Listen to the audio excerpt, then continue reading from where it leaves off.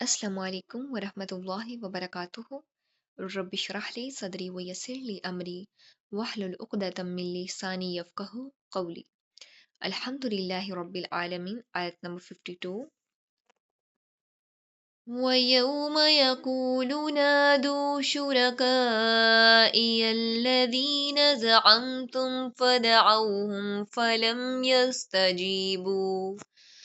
Film يستجيبوا لهم وجعلنا بينهم موبقا۔ اور جس دن وہ فرمائے گا کہ تمہارے خیال میں جو میرے شریک تھے انہیں پکارو، یہ پکاریں گے لیکن ان میں سے کوئی بھی جواب نہ دے گا، ہم ان کے درمیان ہلاکت کا سامان کر دیں گے۔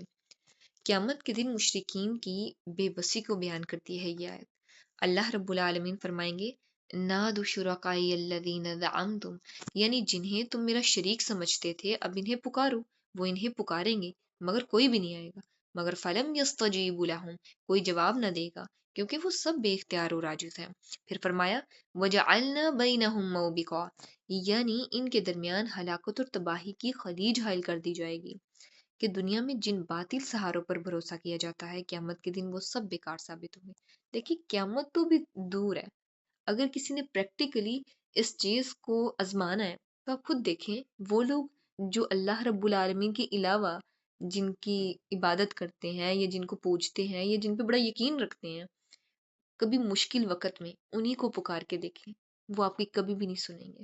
تو آپ ادھر سے یہ انالیسس کر سکتے ہیں کہ قیامت کے دن وہ آپ کی کس طرح ہیلپ کریں گے۔ نجات صرف اور صرف اللہ رب العالمین کی توحید اور اطاعت میں ہے۔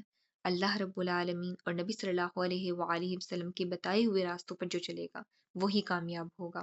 آیت نمبر 53۔ وَرَأَى الْمُجْرِمُونَ النَّارَ فَظَنُّوا أَنَّهُمْ مواقعها وَلَمْ يَجِدُوا عَنْهَا مَصْرِفًا۔ اور گناہگار جہنم کو دیکھ کر سمجھ لیں گے کہ وہ اسی میں جھونکے جانے والے ہیں لیکن اس سے بچنے کی جگہ نہ پائیں گے۔ یہ آیت مجرموں کے انجام کو بیان کرتی ہے۔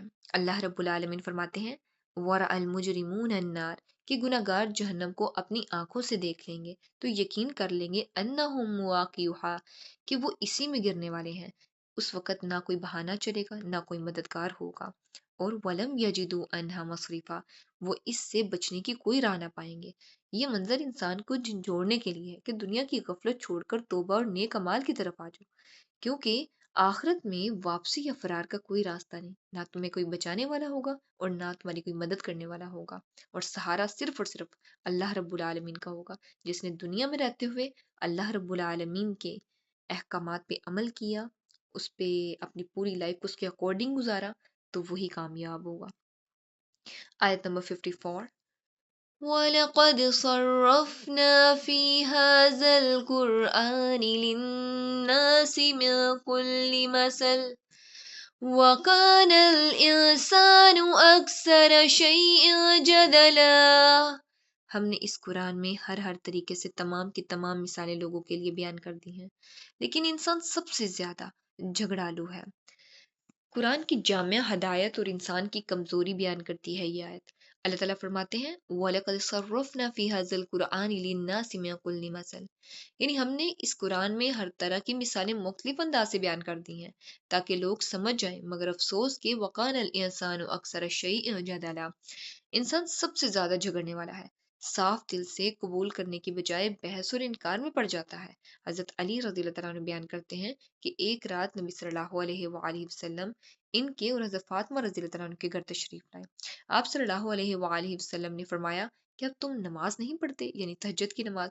حضرت علی رضی اللہ تعالیٰ عنہ نے عرض کیا یا رسول اللہ صلی اللہ علیہ وآلہ وسلم، ہماری جانیں اللہ رب العالمین کے ہاتھ میں ہیں، جب وہ چاہتا ہے ہمیں اٹھا دیتا ہے۔ یہ سن کر آپ صلی اللہ علیہ وآلہ وسلم واپس تشریف لے گئے اور اپنی ران پر ہاتھ مارتے ہوئے یہ آیت تلاوت فرمائی وَقَانَ الْإِنسَانُ أَكْثَرَ شَيْءٍ جَدَلًا، یعنی انسان سب سے زیادہ بحث کرنے والا ہے۔ اگر نبی صلی اللہ علیہ وآلہ وسلم حضرت علی کے ساتھ بحث میں پڑ جاتے تو یہ کہاں تک بات پہنچ جانی تھی۔ اس لیے نبی صلی اللہ علیہ وآلہ وسلم نے یہ آیت تلاوت فرمائی یعنی انسان سب سے زیادہ بحث میں پڑ جاتا ہے، وہ عذر تلاش کرتا ہے، وہ بہانے بنانے لگ پڑتا ہے اپنے آپ کو سکیور کرنے کی۔ نبی صلی اللہ علیہ وآلہ وسلم نے فرمایا، میں جنت کے کنارے ایک گھر کی ضمانت دیتا ہوں اس شخص کے لیے جو جھگڑا چھوڑ دے، اگرچہ وہ حق پر ہی کیوں نہ ہو۔ اگر انسان سچا بھی ہو لیکن بحث اور جھگڑا فساد، غرور یا دلوں میں نفرت پیدا کر رہا ہو تو وہ ان تمام چیزوں کو چھوڑ دے تو یہ چیز زیادہ افضل ہے۔ ہر بات میں اپنی جیت ثابت کرنا ضروری نہیں، اصل کامیابی اخلاق اور عاجزی میں ہے۔ اب آپ دیکھیں، حق پر ہونے کے باوجود اگر انسان کوئی بحث چھوڑ دیتا ہے تو یہ کوئی معمولی عمل نہیں ہے۔